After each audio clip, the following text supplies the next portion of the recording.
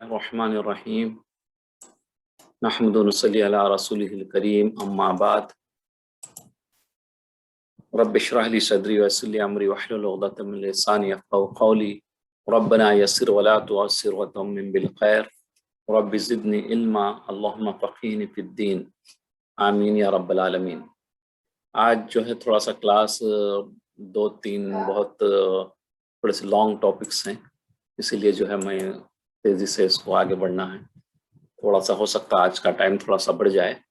اب پچھلی کلاس میں ہم جو ہے نا 14ویں پارے کا 14 جز کا تقریباً نصف کر لیے تھے۔ اب اس سے آگے جو ہے اب 14 پارے کا جو نیکسٹ ہاف نصف جو ہے اس کو انشاءاللہ پڑھیں گے۔ اس میں 3-4 ٹاپکس جو ہے اس کو تھوڑا سا ڈیٹیل پڑھنا ہے انشاءاللہ۔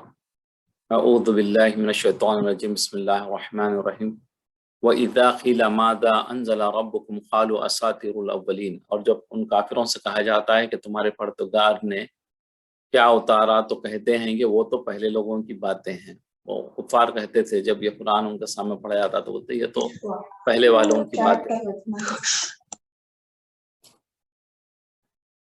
لِيَحْمِلُوا أَوْزَارَهُمْ كَامِلَةً يَوْمَ الْقِيَامَةِ وَمِنْ أَوْزَارِ الَّذِينَ يُضِلُّونَهُمْ بِغَيْرِ عِلْمٍ أَلَا سَاءَ مَا يَزِرُونَ، اے پیغمبر ان کو بکنے دیجئے، ان کو جو کہنے ہیں وہ کہنے دیجئے، یہ قیامت کے دن اپنے اعمال پورے بوجھ بھی اٹھائیں گے، جو وہ دنیا میں کریں گے اس کے بوجھ قیامت میں ضرور اٹھائیں گے، اور جن کو یہ بے تحقیق گمراہ کرتے ہیں ان کے بوجھ بھی اٹھائیں گے۔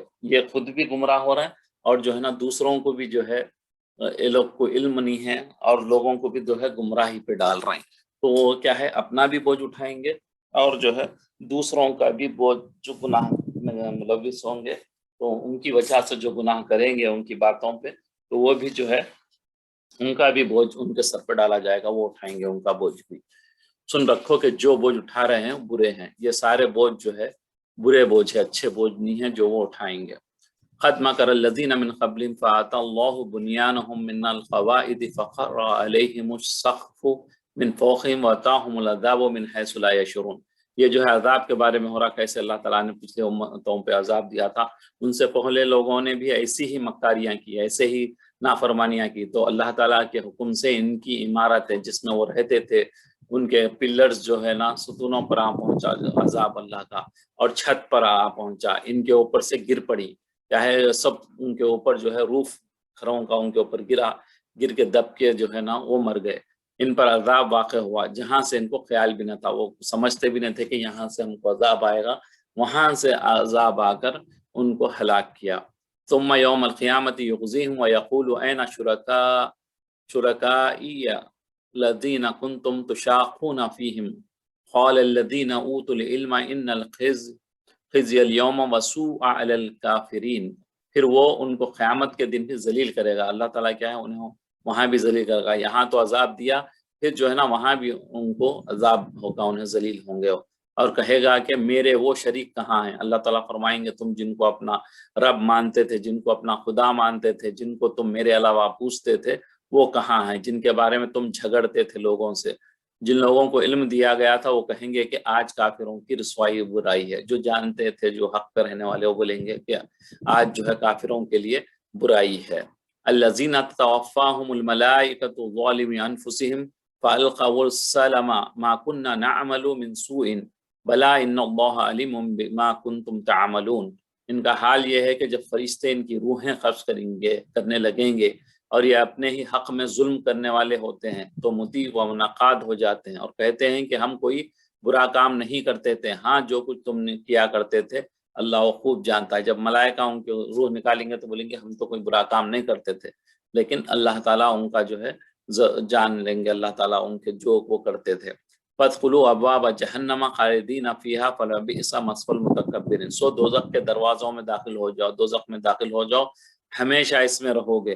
اب تکبر کرنے والوں کا، جو اپنے آپ کے گھمنڈ اور اپنے آب و اجداد کے گھمنڈ میں جو تھے کہ ہم صحیح حق پہ ہیں، تو اب چکھو دوزخ میں جا کر عذاب کو۔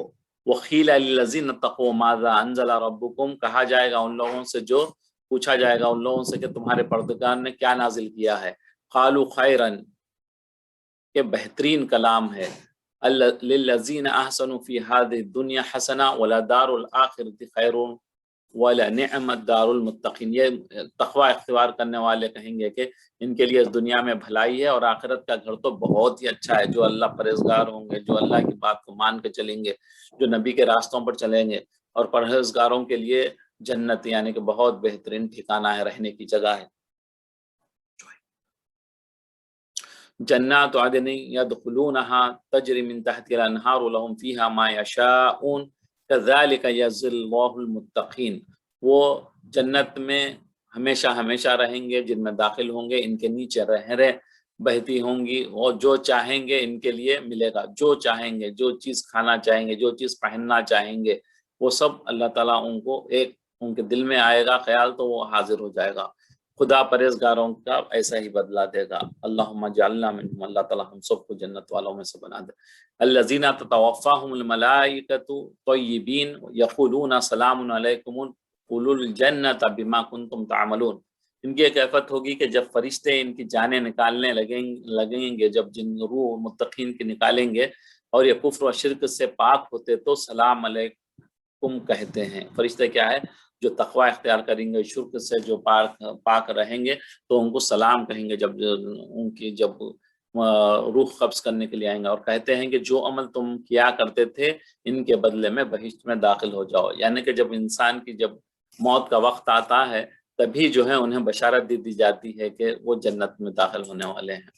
متقین کی صفت کو تھوڑا سا ہم یہاں پہ پڑھتے ہیں. آگے ایک صفت متقین کی بیان فرمائی کہ یہ لوگ ہوتے ہیں جو آخر وقت تک توحید و ایمان پہ، اللہ کو ایک اور نبی کی رسالت کو ماننے والے ہیں، اور ان کی جانیں موت کے وقت تک کفر و شرک سے پاک ہوتی ہیں. یہ نہ کفر کرتے ہیں، یہ گناہوں کے جو ہے نا گناہوں میں بھی ملوث نہیں ہوتے، اور اللہ تعالیٰ کی صحیح پہچان اور محبت، اللہ کی محبت ان کے دلوں میں ہوتی ہے. خوش دلی سے جو ہے نا یہ اپنی کیا کرتے ہیں، اللہ کی اطاعت کرتے ہیں، نبی کی اطاعت کرتے ہیں، دل سے کرتے ہیں. اور جس وقت فرشتے ان متقین کی روح قبض کرنے آتے ہیں تو مومنین کی تعظیم و اکرام سے ان کی تعظیم کرتے ہیں، اور فرشتے کیا کرتے ہیں؟ ان کو سلام کہتے ہیں اور جنت کی خوشخبری سناتے ہیں اور بشارت دیتے ہیں کہ اپنے نیک اعمال کے صلے میں جنت میں داخل ہو جاؤ. مفسرین نے لکھا ہے کہ ایک حیثیت سے روحانی طور پر تو انسان مرنے کے بعد ہی جنت یا دوزخ میں داخل ہو جاتا ہے، یعنی اس کی روح جو ہے جنت اور دوزخ جو بھی اس کا فیصلہ ہے وہ ہو جاتی ہے. البتہ جسم جو ہوتا ہے بندے کا وہ جو ہے یعنی کہ وہ قیامت کے بعد اس کو جو ہے نا اس پہ یا جنت میں جائے گا یا جہنم میں جائے گا. والذین هاجروا فی اللہ من بعد ما ظلموا لنبوئنہم فی الدنیا حسنہ ولأجر الآخرۃ اکبر لو کانوا یعلمون. اور جن لوگوں نے ظلم سہنے کے بعد اللہ کے لیے وطن چھوڑا، یہ جو ہے نا مائگریشن جو کرتے ہیں، ان کو ہجرت جو کرتے ہیں، ایک اپنے تکلیف ہونے کے بعد جب چھوڑ کے جاتے ہیں، ان کے بارے میں آیت ہے. وطن چھوڑا، ہم ان کو دنیا میں اچھا ٹھکانہ دیں گے اور آخرت کا اجر تو بہت بڑا ہے، کاش وہ اسے جانتے. الذین صبروا علی ربہم یتوکلون، یعنی وہ لوگ جو صبر کرتے ہیں اور اپنے پروردگار پر بھروسہ رکھتے ہیں. یہاں ذکر جو ہے ان مومنین کا آ رہا ہے جنہوں نے کفار مکہ کے مظالم، کفار مکہ جب تنگ آ گئے تو آ کر رسول اللہ صلی اللہ علیہ وسلم کے حکم سے نہ صرف شہر مکہ کو چھوڑے جو اپنا محبت کی جگہ ہوتی ہر ایک کی جو ہے نا جہاں پہ وہ رہتا ہے، اللہ تعالیٰ اس کے دلوں ان کے دلوں میں محبت ڈالتا، تو وہ ان کا شہر جو مکہ تھا، بلکہ وہ مکہ نہیں بلکہ حجاز کو بھی چھوڑ دیا، ملک سے بھی چلے گئے، وہ سارے علاقے کو عرب کو چھوڑ کر ایک دور دراز ملک حبشہ جو ہے نا آج بھی وہ ملک ہے، تو وہاں پہ وہ لوگ ہجرت کر کے چلے گئے. جب تکلیفیں آ رہے تھے تو وہاں سے جو ہے ہجرت کر کے اس ملک کو چلے گئے. تاریخ اسلام کی یہ پہلی ہجرت تھی، اور دوسری ہجرت مدینہ طیبہ کو. پھر بعد میں جو فرسٹ جو ہجرت کرے تھے، مائگریشن ہوا تھا وہاں پہ ہوا تھا حبشہ کو، سیکنڈ جو ہے مدینہ منورہ کو بعد میں ہوا تھا. جب کفار مکہ نے مسلمانوں کو بے حد ستانا شروع کیا تو نبی کریم صلی اللہ علیہ وسلم نے صحابہ اکرام کو اجازت دے دی کہ جو کوئی چاہے، جو چاہتا ہے وہ اپنی جان اور ایمان کو بچانے کے لیے حبشہ کو چلے جائے. اس اجازت کے بعد ایک چھوٹا سا قافلہ یعنی کہ 12 مرد اور 4 عورتوں کا رات کی تاریکی میں مکے سے نکلا اور جہاز میں سوار ہو کر، پانی کے جہاز میں سوار ہو کر حبشے کو روانہ ہوگا۔ اس مختصر قافلے کے سردار حضرت عثمان غنی رضی اللہ تعالیٰ عنہ تو تھے، نبی کریم صلی اللہ علیہ وسلم کے داماد اور خلیفہ راشدین کے تیسرے خلیفہ، اور آپ کی بیوی سیدہ حضرت رقیہ جو نبی کریم صلی اللہ علیہ وسلم کی صاحبزادی تھی، وہ بھی آپ کے ساتھ تھی۔ نبی کریم صلی اللہ علیہ وسلم نے فرمایا لوط اور ابراہیم علیہ السلام کے بعد یہ پہلا جوڑا ہے جنہوں نے راہ خدا میں ہجرت کی۔ لوط علیہ السلام اور ابراہیم علیہ السلام بھی ہجرت کیے تھے، یہ پہلی بار، اس کے بعد یہ پہلا جوڑا ہے جو جنہوں نے ہجرت کی ہے، اللہ کے راستے میں ہجرت کی ہے۔ ان کے پیچھے اور بھی مسلمان 83 اور مرد اور 18 عورتیں مکہ سے نکلے اور حبش روانہ ہوئے۔ ان میں حضور صلی اللہ علیہ وسلم کے چچیرے بھائی حضرت جعفر طیار بھی تھے۔ قریش نے سمندر تک ان کا پیچھا کیا مگر یہ کشتیوں میں بیٹھ کر روانہ ہو گئے۔ مہاجرین جو مائگریٹ کرتے ہیں ان کے لیے جو ہے بشارت کیا ہے کہ اللہ کی رضامندی حاصل کرنے کے لیے اپنے وطن مکہ کو چھوڑا، یعنی کہ اللہ کے لیے چھوڑا، اپنے دین کو بچانے کے لیے چھوڑا، کوئی کمانا یا دنیا کی جو ہے نا کامیابی کے لیے نہیں چھوڑا، بلکہ دین کو بچانے کے لیے چھوڑا، حق کی حمایت اور اللہ کی رضا، اللہ کی رضامندی کے لیے جو ہے نا انہوں نے تکلیفیں اٹھائے، اپنے شہر کی محبت کو چھوڑا اور دور دراز گئے، اپنے سامان وغیرہ سب چھوڑ چھاڑ کے، اپنی جائیداد، اپنا کاروبار، وہ سب چھوڑ کے کیا کرے، اپنے رشتہ دار، دوست احباب سب کچھ چھوڑ کے جب یہاں سے گئے وہ لوگ اپنے دین کی خاطر، تو ان حضرات کو جو ہے نا بشارت دی جا رہی ہے اور ان کا اجر بیان فرمایا جا رہا ہے کہ اللہ تعالیٰ ان مہاجرین کو دنیا میں بھی اچھا ٹھکانہ دیں گے اور آخرت میں بھی ان کے لیے بہت بڑا اجر ہوگا۔ ہجرت کی جو ہے نا جب مائگریشن کرتے ہیں تو اس کے دو شرطیں ہیں، یہاں آیت میں ہجرت کی دو شرطیں بیان فرمائیں، ایک راہ خدا میں ہجرت ہو، یعنی صرف اللہ کے لیے ہجرت ہو، ہجرت یعنی ایک ملک سے، جیسے میں نے ابھی وہ کیا۔ دوسری بات یہ ہوتی ہے کہ مظلوم ہونے کے بعد ہجرت ہو۔ ظلم کا لفظ عام ہے، جسمانی ہو، مالی ہو یا مذہبی ہو یا کسی طرح کا، تو جب یہ حضرات صحابہ ہر طرح کے ظلم اور سختی کو برداشت کرتے رہے تو ان کو جو ہے نا فائنینشلی بھی تنگ کیا جاتا تھا، مذہب کے اعتبار سے، ریلیجیس اعتبار سے بھی تنگ کیا جاتا تھا، اور جو ہے باڈی پہ بھی ان کے بہت تکالیف آتے ہیں، آگے ہم پڑھیں گے صحابہ کے کچھ تکالیفوں کے بارے میں، تو وہ تکالیفیں بھی دیتے تھے کفار مکہ، مشرکین مکہ، تو ان کو برداشت کرتے تھے، لیکن دین کو بچانے کے لیے اس کے بعد جو ہے نبی کے حکم، آپ کی حکم کے بعد جو ہے یہاں سے مائگریٹ کیے، بلاخر وطن محبوب اور اپنے دوست احباب، اپنے رشتہ داروں کو چھوڑ کر اللہ کی رضا کے لیے کیا کرے وہ لوگ جہاں حبشہ کے لیے مائگریٹ ہو گئے۔ وما ارسلنا من قبلك الا رجالا نوحي اليهم فاسالوا اهل الذکر ان کنتم لا تعلمون، یہ جو ہے نا تھم رول ہے، اگر اور ہم نے تم سے پہلے مردوں کی کو پیغمبر بنا کر بھیجا، یہ اللہ تعالیٰ کا نظام ہے، ہمیشہ جو ہے مرد آدمی کو اللہ تبارک و تعالیٰ نے یہ منصب دیا ہے، یہ پوزیشن دی ہے کہ وہ اللہ کے نبی ہوتے تھے، کیونکہ اس میں بہت ساری چیزیں ہیں پریکٹیکل بھی، آپ سوچیں تو جیسے مرد آدمی جس طریقے سے سارے چیزیں کر سکتا ہے، خواتین کے لیے اتنے پاسبل نہیں ہیں، وہ اتنے طاقتور بھی نہیں ہوتے، اتنے جو ہے دلیر بھی نہیں ہوتے، وہ جو ہے مرد کے مقابل میں بہت ساری چیزوں میں عورت کے لیے اللہ تعالیٰ نے دوسری چیزیں رکھی ہیں، وہ پھر دوسری ان کے جو ہے اور کام ہوتے ہیں، جیسے بچوں کو پالنا، بچوں کی پیدائش وغیرہ، سب سارے مرحلے ہوتے ہیں، تو اس میں جو ہے وہ پورا اپنا ٹائم اس کام کے لیے نہیں دے سکتے، تو اسی لیے اللہ تبارک و تعالیٰ جو ہے مرد آدمی کو پیغمبر بنائے جن کی طرف ہم وہی بھیجا کرتے ہیں۔ اگر تم لوگ نہیں جانتے تو اہل کتاب سے پوچھ لو، کوئی بھی چیز آج بھی جو ہے کسی بندے کو کوئی علم نہیں آ رہا تو اپنی طرف سے خالی ایسی باتیں نہیں کہہ دینا دین کے بارے میں، اگر آپ کو ڈاؤٹ بھی ہے تو کسی علم والے سے پوچھ لینا چاہیے، یعنی اپنی طرف سے کوئی بات نہیں کہنا۔ اگر نبی صلی اللہ علیہ وسلم کی حدیث مبارک ہے، اگر کوئی بندہ جو ہے صحیح بات بھی کہہ دے بغیر علم کے تو اس کے لیے جو ہے نا اس نے بہت بڑا گناہ ہے، اگر صحیح بات بھی کہہ دے بغیر علم کے، اگر علم ہو، کسی سے پوچھا تھا، اسے 100% پتا ہے کہ یہ یہی ہے بات، تو پھر وہ کہے، ورنہ نہ کہے۔ اسی لیے جو ہے امام مالک رحمۃ اللہ علیہ سے لوگوں نے جب سوال کیا تھا، ان کے جب دروس ہوتے تھے تو انہوں نے کسی نے آ کر ان سے 100 سوال کیے تو انہوں نے 99 کا بولے ما ادری، میں نہیں جانتا، کوشچن جو کیا تھا بندہ تو بولے کہ اپنی طرف سے کوئی اپنے جواب نہیں دیے، جو چیز معلوم ہوتی ہے اسی کا جواب دیتے تھے، جو نہیں معلوم ہوتی تو میں نہیں جانتا۔ انا ما ادری، میں نہیں جانتا. بالبینات والزبر وانزلنا الیک الذکر لتبین للناس ما نزل الیہم ولعلہم یتفکرون. اور پیغمبروں کی دلیلیں اور کتابیں دے کر بھیجا تھا، اور ہم نے تم پر بھی یہ کتاب نازل کی ہے تاکہ جو ارشادات جو اللہ کے حکم آئے ہیں لوگوں پر نازل ہوئے ہیں وہ ان کو پر ظاہر کر دو، ان کو بتا دو. نبی صلی اللہ علیہ وسلم کو کہا جا رہا ہے کہ جو آیا ہے اللہ نے اتارا ہے وہ ان کو بتا دو تاکہ وہ غور کریں. منکرین آپ صلی اللہ علیہ وسلم کی رسالت کا انکار اس وجہ سے کر رہے تھے کہ آپ انسان ہیں، آدمی ہیں. ان کے خیال کے مطابق کسی انسان و بشر کو رسول نہیں ہونا چاہیے. پہلے بھی یہ ہم آیتوں میں پڑھ چکے ہیں. بولے کہ فرشتہ کیا انہیں اتارے. انہیں بات سمجھائی کہ ہم نے نبی صلی اللہ علیہ وسلم سے پہلے جتنے بھی انبیاء بھیجے ہیں وہ سب بشر انسان تھے. اے منکرو، اگر تمہارے پاس علم نہیں ہے تو اہل علم سے پوچھو، اگر تم کو نہیں معلوم ہے تو جو جاننے والے ہیں ان سے رابطہ کرو، ان سے ملو اور ان سے مل کے پوچھو.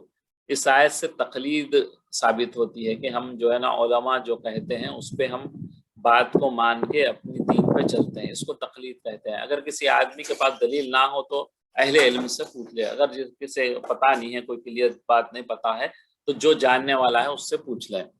کوئی عورت نبی نہیں ہوئی. یہاں آیت میں رجالن کا لفظ آیا ہے، اس سے یہ پوائنٹ نکلتا ہے کہ نبوت مردوں ہی کے لیے محدود رہی ہے اور کسی عورت کو اس منصب نبوت اور رسالت پر اللہ تعالیٰ نے نہیں بھیجا. کسی عورت کو اللہ تعالیٰ نے نبی اور رسول نہیں بنایا، اور نہ اس کی طرف اللہ نے وحی رسالت، رسول اور نبیوں کو جو وحی ہوتی تھی اس قسم کی کوئی وحی نہیں کی ہے.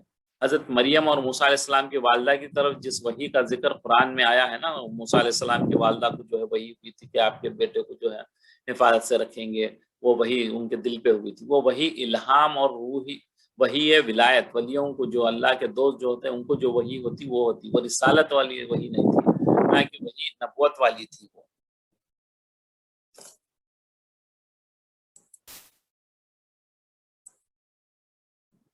یہ آیتوں کا جو ہے نا ہم یہ پڑھ چکے ہیں.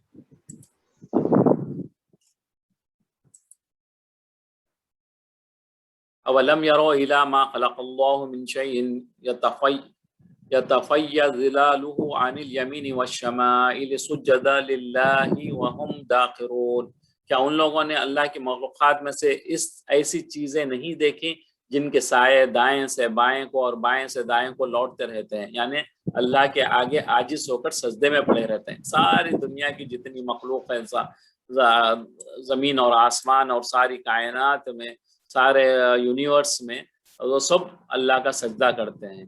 وَلِلَّهِ يَسْجُدُ مَا فِي السَّمَاوَاتِ وَمَا فِي الْأَرْضِ مِن دَابَّةٍ وَمَلَائِكَةٌ وَهُمْ لَا يَسْتَكْبِرُونَ. اور تم جاندار جو آسمانوں میں ہیں اور جو زمین میں ہیں سب اللہ کے آگے سجدہ کرتے ہیں، اور فرشتے بھی، اور وہ ذرا غور نہیں کرتے، ذرا غرور نہیں کرتے. کیا ہے، فرشتے بھی جو ہے اللہ کا سجدہ کرتے ہیں. ہر ایک کا سجدہ مختلف قسم کا ہوتا ہے.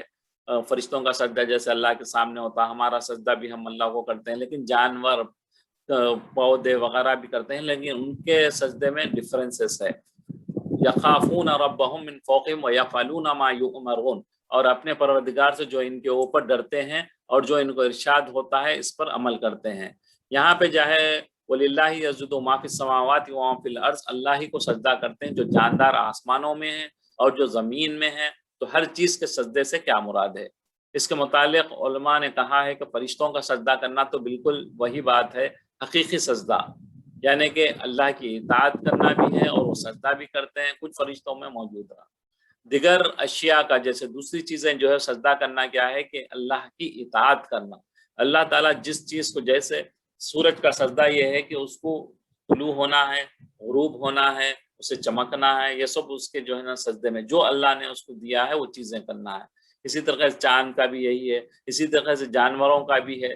تو ان کے سجدے کیا ہے؟ اللہ نے ان کو جو دی ہے اس کی اطاعت کرنا. ایسا نہیں جیسے سجدہ کر رہے ہیں ایسے پاس تصاویروں میں جو ہے انٹرنیٹ پہ لوگ ایک دوسرے کو بھیجتے ہیں کہ اونٹ سجدہ کر رہا ہے، کبوتر سجدہ کر رہا. یہ سجدے سے مراد نہیں ہے کہ وہ پریکٹیکلی سجدہ نہیں کرتے، بلکہ وہ اللہ کی اطاعت جو اللہ نے ان کو دی ہے اس پہ قائم ہوتے ہیں. تو اس کو کیا ہے، وہ بھی سجدہ ہے ان کے لیے. وَيَجْعَلُونَ لِمَا لَا يَعْلَمُونَ نَصِيبًا مِّمَّا رَزَقْنَاهُمْ تَاللَّهِ لَتُسْأَلُنَّ عَمَّا كُنتُمْ تَفْتَرُونَ. اور ہمارے دیے ہوئے مال میں سے ایسی چیزوں کا حصہ مقرر کرتے ہیں جن کو جانتے ہی نہیں. اس سے پہلے بھی ہم نے پڑھا تھا کہ کوئی چیز آ گئی اپنی تجارت میں تو پہلے نکال کے اپنے بتوں کے لیے کرتے تھے. کافروں خدا کی قسم کہ جو تم افطرا جو بہتان کرتے ہو اس کی تم سے ضرور پرستش ہوگی. جو تم یہ کام کر رہے ہو اس کا اللہ تعالیٰ تمہیں ضرور سوال کرے گا, ضرور پوچھے گا تم سے. وَيَجْعَلُونَ لِلَّهِ الْبَنَاتِ سُبْحَانَهُ وَلَهُم مَّا يَشْتَهُونَ, اور یہ لوگ اللہ کے لیے کیا ہے بیٹیاں بولتے تھے, فرشتوں کو کیا بولتے ہیں, یہ اللہ کے بیٹیاں ہیں اور وہ ان سے پاک ہیں, حالانکہ اللہ جو ہے اولاد سے پاک ہیں. اور اپنے لیے بیٹے جو مرغوب و دل پسند, اپن تو خود جو ہے نا اپنے لیے بیٹوں کو پسند کرتے ہیں, اور اللہ کے لیے کیا, فرشتوں کے لیے کیا بولتے ہیں, یہ تو اللہ کی بیٹیاں ہیں, اور خود کیا کرتے, اپنے کو بیٹے ہونا اور بیٹے پسند کرتے. وَإِذَا بُشِّرَ أَحَدُهُمْ بِالْأُنثَىٰ ظَلَّ وَجْهُهُ مُسْوَدًّا وَهُوَ كَظِيمٌ, حالانکہ جب ان میں سے کسی کو بیٹی پیدا ہونے کی خبر ملتی ہے تو ان کا منہ جو ہے لٹک جاتا ہے, کالا پڑ جاتا ہے, پیلا پڑ جاتا ہے, ارے بیٹی ہوگی بول کے. اس کے دل کو دیکھو تو وہ اندھناک ہو جاتا ہے. جیسے حدیث میں واقعات میں یہ ہے کہ جب کیا ہوتے تھے, زندہ دفن کر دیتے تھے, بیٹی ہوتی تھی تو آر سمجھتے تھے, وہ اپنے معاشرے میں جو ہے نا بے عزتی سمجھتے تھے بیٹی کا پیدا ہونا. الحمدللہ اللہ تبارک و تعالیٰ نے دین اسلام سے, نبی صلی اللہ علیہ وسلم کی شفقت سے عورتوں کو جو ہے نا برابر کے حقوق اسلام میں دیے, ورنہ بیٹی ہوتی تو وہ لوگ اتنا برا سمجھتے تھے, لے جا کے ان کو زندہ دفن کر دیتے تھے.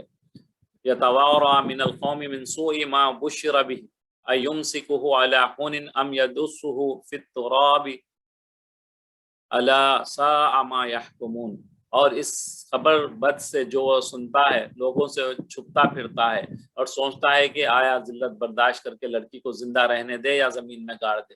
دیکھو یہ جو تجویز کرتے ہیں بہت بری ہیں. تو وہی جو ہے نا یہاں پہ وہی بات ہو رہی کہ بھائی یہ لوگوں سے چھپتا پھرتا ہے, جب بیٹی ہوتی ہے تو جو ہے نا اپنے آپ کو کمتر سمجھتا ہے, اور جو ہے اس کو زندہ رکھنا ہے یا مار دینا ہے, تو وہ لوگ جو ہے ان کو مار دیتے تھے بچیوں کو. للذین لا یؤمنون بالآخرۃ مثل السوء وللہ المثل الاعلی وهو العزیز الحکیم, جو لوگ آخرت پر ایمان نہیں رکھتے انہی کے لیے بری باتیں شائن شان ہے. جو اللہ پہ یقین نہیں رکھتے, آخرت پہ یقین نہیں رکھتے, قیامت کا یقین نہیں رکھتے, مرنے کے بعد زندہ ہونے کا جو یقین نہیں رکھتے, وہ کیا کرتے, اس قسم کی چیزیں کرتے ہیں. اور اللہ کو صفت اعلیٰ زیب دیتی ہے, اور وہ غالب حکمت والے ہیں. اللہ تعالیٰ کیا ہے, غالب ہے, حکمت والے ہیں, جو بھی کرتے ہیں وہ حکمت سے کرتے ہیں. مشرکین کے عقائد و اعمال کا رد ہے یہاں پہ, تو اس میں جو ہے بہت ڈیٹیل ہو جائے گا.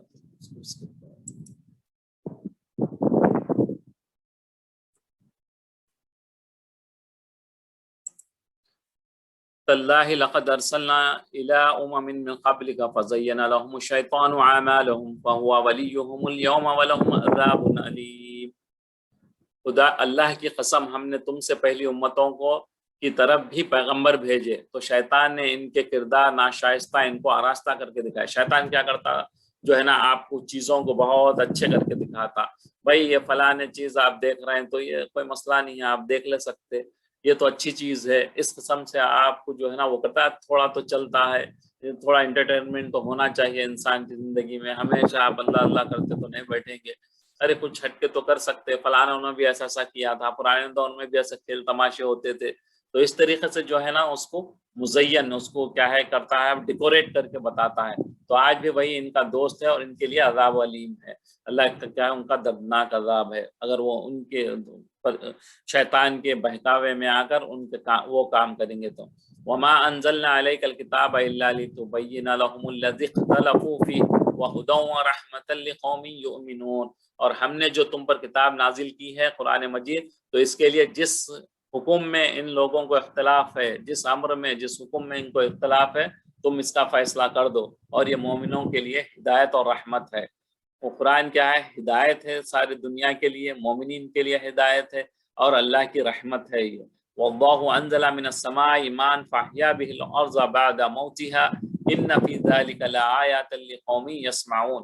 اور اللہ ہی ہے جس نے آسمان سے پانی برسایا, پھر اس سے زمین کو اس کے مرنے کے بعد, یعنی کہ جب زمین بنجر ہو جاتی ہے تو پھر جب اس میں پانی ہوتی تو ایک زندہ ہو جیسے ہوتی ہے, ویسے اس میں سے جو ہے نا فصل اگنے لگتی ہے, کھیت ہوتے ہیں, جھاڑ اس میں اگنے لگتے ہیں. بے شک اس میں سننے والوں کے لیے نشانی ہے, جو سننے والا ہے ان کے لیے اس میں نشانی ہے. نہیں سو والا تو بس ایسے ہی سمجھتا ہے، یہ نیچرلی ہو رہا ہے سمجھتا ہے، لیکن جو سمجھتا ہے غور و فکر کرتا ہے اسے پتا ہے کہ یہ اللہ تعالیٰ نے اسے پیدا کیا ہے انسانوں کے لیے. قرآن المومنین کے لیے قرآن پاک رحمت ہونا اور مردہ دلوں کو زندہ کرنے کو ایک مثال سے اللہ تبارک تعالیٰ نے سمجھایا ہے. اس کی مثال ایسی ہے کہ جیسے رحمت پانی بارش ہوتی ہے تو زمین جو ہے نا بالکل بنجر ہوتی ہے، جس میں کوئی ہرا بھرا نہیں ہوتا، تو اس میں کیا ہوتا ہے جب پانی برستا ہے تو اس میں سے یعنی کہ زمین جیسے زندہ ہوگی، اس میں سے جو نا درخت اٹھتے ہیں، پودے اٹھتے ہیں، اور اس میں کیا ہوتا ہے کہ پھل لگتے ہیں، اس میں ترکاری لگتے ہیں، بہت ساری چیزیں لگتے ہیں. یہ مردہ تھا، اسے اللہ تعالیٰ نے پانی برسا کر اسے زندہ کیا. وَإِنَّ لَكُمْ فِي الْأَنْعَامِ لَعِبْرَةً نُسْقِيكُم مِّمَّا فِي بُطُونِهِ مِن بَيْنِ فَرَثٍ وَدَمٍ لَبَنًا خَالِصًا سَائِغًا لِلشَّارِبِينَ. یہاں پہ جو ہے نا آپ کے دودھ کے بارے میں ہم کو یہاں پہ اللہ تبارک تعالیٰ فرما رہے ہیں، اور تمہارے لیے چار پایوں یعنی کہ اینیملز جو ہیں جن کا دودھ جائز ہے میں بھی مقام عبرت ہے. سوچنے والوں کے لیے جو ہے نا اس میں نشانیاں ہیں کہ ان کے پیٹوں میں جو گوبر ہے، جو گوبر گندگی جو ہوتی ہے اور خون ہے، اس سے ہم تم کو خالص دودھ پلاتے ہیں جو پینے والوں کے لیے خوشگوار ہوتا ہے. دیکھیں سبحان اللہ، رگوں میں پورا جو ہے آپ کے خون بہ رہا ہے. ایون جو اس کے جہاں سے دودھ نکلنے کے تھن ہوتے ہیں اس میں بھی پورا جو ہے اطراف سے پورا خون بلڈ سرکولیشن رہتا ہے. اور جو ہے اس کے گندگی جو وہ کھاتی ہے تو اس کے بعد جو گندگی اس کے پیٹ میں ہوتی ہے، مختلف آنتوں میں، اس کے انسٹائن میں بھی جو ہے نا آپ کی جو کیا ہوتی اس میں آنتوں میں بھی جو ہے آپ کے گندگی ہوتی ہے. لیکن اللہ تبارک و تعالیٰ اسی جسم میں سے کتنا پیور دودھ نکالتے ہیں، بالکل صاف شفاف، نہ ہی اس میں خون ملا ہوا ہے، نہ ہی وہ گوبر اس کا جو ہوتا ہے نہ اس کی تھوڑی سی بھی ملاوٹ نہیں ہوتی، بالکل پاک صاف دودھ پینے کے قابل. اللہ تبارک تعالیٰ کتنی بڑی اس میں اللہ کی نشانی ہے کہ وہاں سے نکالتے ہیں جہاں گندگی ہوتی ہے، اس میں سے اتنی پاک چیز نکالتے ہیں جو پینے کے قابل ہوتی ہے. وَمِنَ الثَّمَرَاتِ نَخِيلٍ وَالْأَعْنَابِ تَتَّخِذُونَ مِنْهُ سَكَرًا وَرِزْقًا حَسَنًا إِنَّ فِي ذَلِكَ لَآيَاتٍ لِقَوْمٍ يَعْقِلُونَ. اور کھجور اور انگور کے میووں سے بھی تم پینے کی چیزیں تیار کرتے ہو، جیسے سرکہ وغیرہ اس ٹائپ کی چیزیں. ان سے شراب بناتے ہو، شراب یعنی کہ آپ کیا بولتے ہیں آپ کی جوس وغیرہ بنتے ہیں، اور عمدہ رزق کھاتے ہو. جو لوگ سمجھ رکھتے ہیں ان کے لیے ان چیزوں میں اللہ کی بڑی نشانیاں ہیں. سمجھنے والوں کے لیے کیا ہے اس میں بڑی نشانیاں ہیں کہ اللہ تبارک و تعالیٰ نے کیسے کیسے اس میں نشانیاں رکھی ہیں. تھوڑا یہاں سا ڈیٹیل پڑھتے ہیں دودھ کے بارے میں. ان آیت میں اللہ کی رب ہونے کی اور اس کی صنعت، اس کی جو ہے اللہ تعالیٰ کی کیسی فیکٹری چل رہی ہے، اس کے جو ہے نا کرشمے اللہ نے بتائے ہیں، جس میں توحید ہے، صرف اللہ کی باری تعالیٰ کی ثبوت ہے. اس میں جو سمجھنے والوں کے لیے اس میں اللہ ایک ہے، اللہ ہی کرنے والا ہے، اس میں ثبوت ہے.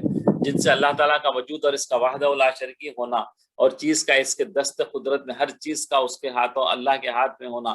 چنانچہ ان آیات میں بھیڑ، بکری، گائے، بھینس وغیرہ کی طرف توجہ دلائی جاتی ہے کہ یہ بھی اپنے خالق کی قدرت و حکمت کی نشانی ہے. اور اس طرح کے یہ جانور جو گھاس کیسا ہوتا ہے، ہرا بھرا ہوتا ہے، جو بالکل جو ہے نا بے مزہ ہوتا ہے بظاہر ہم کو دیکھنے میں. چارہ کھاتے ہیں تو غذا پیٹ میں پہنچ کر 3 چیزوں میں تبدیل ہو جاتی ہے. قدرت نے ان حیوانات کے جسم میں، ان اینیملز کے جسم میں اندرونی حصے میں ایسی مشین لگا دی ہے جو غذا جو بھی وہ فوڈ کھاتے ہیں ان کو جو ہے نا وہ کیا بولتے ہیں آپ کے اس میں پروسیسنگ یہ ہوتی ہے کہ پہلے تو ایک گندگی بن جاتی، گوبر مینگنی جسے کہتے ہیں، اس کی شکل بنا کے اسے باہر نکال دیتے ہیں جو گندگی کچرا جو ہوتا ہے، اور کچھ اجزاء کو خون بنا کر رگوں اور نسوں میں پھیلا دیتے ہیں. اس میں جو جتنے بھی منرلز جو بھی آپ کے اس میں وٹامنس ہوتے ہیں اس کو بنا کے کیا کرتے ہیں، اس کو اس جانور کا خون بنا دیتے ہیں. اور اسی مادے سے جس کے بعض اجزاء کو گوبر اور بعض کو خون بنا دیتے ہیں، ان 2 گندی چیزوں کے درمیان ایک تیسری چیز دودھ تیار کرتی ہے جو نہایت پاک، صاف اور خوشگوار بہترین مزیدار دودھ جو ہے نا نکالتے ہیں. اس میں کیا ہے آپ کو غور کرنے والوں کے لیے جانور کے پیٹ کے اندر جہاں گندگی چیزیں گوبر اور خون وغیرہ پیدا ہوتے ہیں، وہیں سے دودھ جیسی پاکیزہ اور نفیس نعمت انسان کے لیے تیار ہوتی ہے. تو اس طرح کے ان کی سفیدی میں فرق آئے، نہ حلاوت میں ان کی، نہ مٹھاس میں ان کے، نہ مزے میں فرق آئے۔ معدے میں غذا پہنچی، وہاں سے خون رگوں کی طرف دوڑ گیا، پیشاب نے جو ہے نا پیشاب کا راستہ پکڑا، گوبر اپنے راستے پہ نکل گیا، نہ ایک دوسرے سے ملے نہ ایک دوسرے کو بدلے، یعنی دونوں نہ مکس ہوئے نہ ہی ان میں چینج ہوئے، یہ ہر کوئی اپنے اپنے راستے پہ اللہ نے جو راستہ بنا دیا وہاں سے جو ہے کچرا بھی نکل جا رہا، وہاں سے جو ہے یورین بھی نکل جا رہا، اور جو ہے دودھ کا ایک الگ راستہ ہے، خون کا الگ راستہ ہے، وہیں سے ہوتے ہوئے جا رہے ہیں، لیکن مکس اپ نہیں ہو رہے۔ گویا ایک ہی کارخانے میں ایک ہی مادے سے ایک ہی چیز سے جو کھائے تھے کیا وہ گھاس اور پانی، اور اس سے جو ہے یہ چار قسم کی چیزیں بن رہے ہیں۔ تو دوسری طرف ایک ایسا جوہر غذا لذت بھرا نکلتا ہے جو پینے والے کے حلق میں آرام گلے سے اتر جاتا ہے، اور تیسری طرف خون بنتا ہے، وہ کون ہے جس کی حکمت نے یہ عجیب و غریب کارخانہ چلایا ہے؟ بے شک اللہ تبارک و تعالیٰ ہے جو یہ جو ہے نا یہ سارے کارخانے کو اس کے چلایا۔ حضرت عبداللہ بن عباس رضی اللہ عنہ نے فرمایا کہ جانور جو گھاس کھاتا ہے جب اس کے معدے میں جمع ہو جاتی ہے تو معدہ اس کو پکاتا ہے، معدے کے اس عمل سے غذا کا فضلہ جو کچرا ہے اسے علیحدہ ہو کر نیچے بیٹھ جاتا ہے، اوپر دودھ ہوتا ہے اور اس کے اوپر خون۔ پھر قدرت نے یہ کام جگر جو لیور جو ہوتا ہے اس کو دیتا ہے کہ ان تینوں قسموں کو الگ الگ کر کے ان کے مقام میں تقسیم کر دیتا ہے، خون کو الگ کر کے رگوں میں منتقل کر دیتا ہے لیور، اور دودھ کو الگ کر کے جانوروں کے تھنوں میں جہاں سے دودھ نکلتا ہے وہاں پہنچا دیتا ہے۔ اب صرف جو گندگی ہوتی ہے اسے جو ہے وہ راستے پہ پہنچا دیتا ہے۔ پھر انسانی غذا میں دودھ سے بہتر کوئی دوسری غذا نہیں ہے، اسی لیے قدرت نے ہر انسان کے، حیوان ہو یا انسان ہو، سب سے پہلے اللہ تبارک تعالیٰ جو ہے بچہ پیدا ہونے سے پہلے، اس کی برتھ ہونے سے پہلے اللہ تعالیٰ جو ہے نا اس کے دودھ کا انتظام ماں کے پاس، ماں کے چھاتیوں میں کر دیتا ہے۔ حدیث میں رسول اللہ صلی اللہ علیہ وسلم نے ارشاد فرمایا کہ جب دودھ پیو تو یہ دعا کرو، اللہم بارک لنا فیہ وزدنا منہ، یعنی اے اللہ ہمارے لیے اس میں برکت دیجئے اور زیادہ عطا فرمائیے۔ اور فرمایا کہ جب تم کوئی کھانا کھاؤ تو یہ کہو اللہم بارک لنا فیہ واطعمنا خیرا منہ، یعنی اے اللہ اس میں ہمارے لیے برکت عطا فرما اور آئندہ اس سے اچھا کھانا عطا فرما۔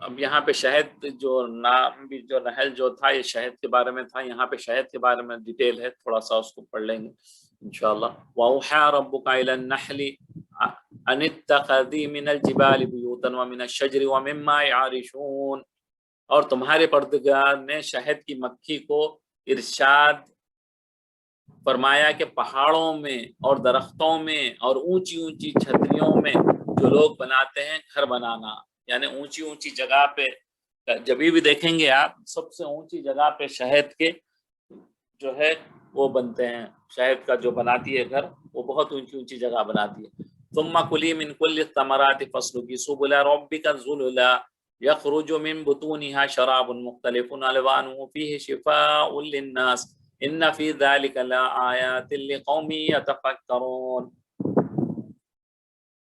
اور ہر قسم کے میوے کھا، کیا ہے مکھی کیا ہے جو ہر قسم کے میوے کھاتی ہے، پھول پہ بیٹھتی ہے، اور اپنے پروردگار کے صاف رستوں پر چلی جا، اس کے پیٹ سے پینے کی چیز نکلتی ہے جس کے مختلف رنگ ہوتے ہیں، کیا ہے شہد کے بھی مختلف رنگ ہوتے ہیں، اس میں لوگوں کے لیے کئی امراض کی شفا ہے، سبحان اللہ، کئی بیماریوں کی اس میں اگر پیور مل جائے تو اس میں کئی بیماریوں سے شفا ہے، بے شک سوچنے والوں کے لیے اس میں بھی نشانی ہے، جو سوچتا ہے اس کے لیے اس میں بھی نشانی ہے۔ یہاں پہ اللہ تبارک تعالیٰ نے جو ہے نا کتاب اللہ کے نازل ہونے کی مناسبت سے آسمان سے پانی اترنے کا ذکر فرمایا تھا پچھلی بار، پھر پانی کی مناسبت سے دودھ کا تذکرہ فرمایا، پھر پھلوں کے رس سے شراب و شربت اور سرکہ وغیرہ بنانے کا تذکرہ ہوا۔ گویا مشروبات کی تین قسم ہیں، یعنی پانی یعنی کہ لکوڈز جو ہوتے ہیں اس کے کیا ہے آپ کے، ایک تو پانی ہو گیا، دوسرا دودھ ہو گیا، پھر جو ہے کیا تذکرہ ہوا ہے یہاں پہ تین چیزوں کا، اور جو ہے وہ مشروبات اس کے جو ہے جوس جو فروٹس کے، اور جو ہے دوسرے 26ویں پارے میں سورہ محمد دوسرے رکوع میں جنت کے مشروبات کی 4 قسم بیان ہوئی ہیں، پانی، دودھ، شراب اور شہد، تو یہاں 3 قسم یعنی پانی، دودھ، شراب کا تذکرہ فرما کر اب چوتھی قسم یعنی شہد کا تذکرہ بھی فرمایا ہے، اور اس سے توحید اور قدرت خداوندی پر دلائل ہیں۔ اس پہ شہد یعنی کہ آپ کو شہد محال کی مکھی سے پیدا ہوتا ہے، محال کی مکھی مختلف پھلوں پر بیٹھتی ہے، شہد کی مکھی جو ہے مختلف پھلوں پہ، فروٹس پہ بڑھتی ہے، آپ کے فلاورز پہ بڑھتی ہے، اور رس چوس کر ہضم کرتی ہے۔ اس کے معدے میں یہی رس ہضم ہو کر شہد کی شکل میں خارج ہوتا ہے۔ یہ گندگی اس کی نہیں نکلتی، بلکہ وہ کیا بن جاتا ہے؟ شہد بن جاتا ہے۔ سبحان اللہ۔ اب ذرا اللہ تعالیٰ کی قدرت پہ غور کرنا ہے چاہیے کہ شہد کے چھتے میں تمہارے لیے شب و روز کس طرح شہد تیار ہوتا رہتا ہے۔ تم دنیا کے سارے پھول اور پھل جمع کر کے چاہو کہ شہد کا ایک خطرہ بنا لو تو کبھی نہ بنا سکو گے۔ اگر دنیا ساری مل کے مکھی کے بغیر چاہیں کہ بھئی ہم اس سے شہد بنا لیں گے تو یہ پاسبل نہیں ہے۔ چاہے آپ دنیا کے کتنے بھی فروٹس لا لیں، کتنے بھی پھل لا لیں، کتنے بھی جو ہے آپ کے فلاورس لا لیں، اور جو ہے آپ اس سے مکھی کے بغیر شہد نہیں بنا سکیں گے۔ لیکن ایک چھوٹی سی مکھی بناتی رہتی ہے، اور اس نظم اس کا جو ہے، جو پورا جو سائیکل ہے اس نے کیسے بہترین طریقے سے بناتی ہے، اس میں کوئی آگے پیچھے نہیں ہوتا۔ اس کی ہر بات ہماری عقل کو، یعنی کہ مطلب عقل آپ کی وہ ہو جاتی ہے، معہوم ہو جاتی ہے۔ سب سے پہلے قدرت خداوندی نے شہد کی مکھی کو فطری طور پر یہ بات کی تعلیم دی کہ اللہ تعالیٰ نے ان کو یہ سکھایا کہ وہ پہاڑوں میں، درختوں میں، اونچے اونچے مکانوں میں، چھتوں میں اور دوسرے بلند مقام میں اپنا گھر بنائے، تاکہ زمین سے جو اسٹیم، جو گرد غبار جو اڑتی ہے، اس سے وہ محفوظ رہے، وہ شہد کو خراب نہ کر سکے۔ پھر گھر بھی بنائے تو کتنی اس کی جو ہے نا طریقے سے بناتے ہیں۔ آپ اس کو گھر کو دیکھیں، کتنے بناوٹ اس کی جو ہے ایک جیسی ہوتی ہے۔ کوئی بڑے سے بڑا انجینئر بھی جو ہے نا اسے ناپ تول کے نہیں بنایا، لیکن وہ جو ایسے بناتے ہیں کہ بالکل اس کے میجرمنٹس، اس کا شیپ سے الرحمن الرحیم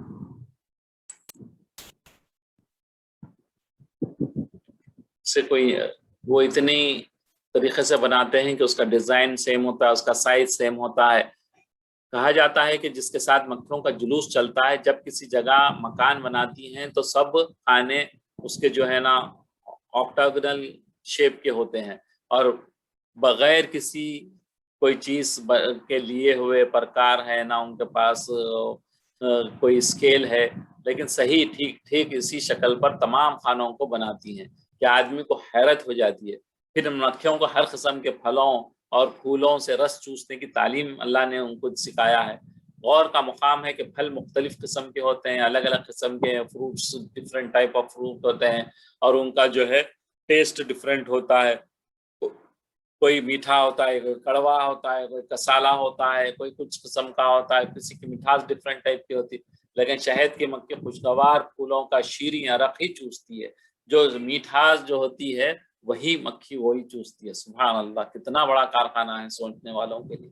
اور شہد کا جو رنگ مقرر ہے، اس میں وائٹ بھی ہوتا ہے، ریڈش بھی ہوتا ہے، یا جو ہے نا تھوڑا سا زرد، یعنی کہ پیلا پیلا جیسے ہوتا ہے ویسا بھی ہوتا ہے۔ یہ 3 قسم کے شہد ہوتے ہیں، کوئی فرق نہیں آتا۔ اس کے بعد چھتے کے اندر آنے جانے کے جو راستے ہوتے ہیں انہی میں سے داخل ہوتے ہیں، جو راستہ ہوتا ہے اسی میں سے جاتے ہیں، جو نکلنے کا ہوتا ہے اسی میں سے نکلتے ہیں۔